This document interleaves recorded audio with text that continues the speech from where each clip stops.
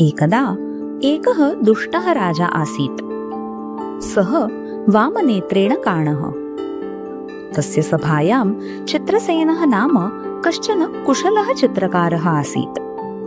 अथैकदा राजा तं परीक्षितुम् अवदत्, हे चित्रकार, त्वं मम चित्रम् आलिख। तच्चित्रं सर्वेषाम् एव कृते सन्तोषकारकं भवेत्, अन्यथा अहं त्वां दण्डयामि। चित्रसेनः अवदत्, हे राजेन्द्र, तादृशं चित्रम् आलिखितुम् अहं प्रयत्नं करोमि, किन्तु काणस्य भूपस्य चित्रं कथम् आलिखामि इति चिन्तयित्वा सः अतीव विषण्णः अभवत्।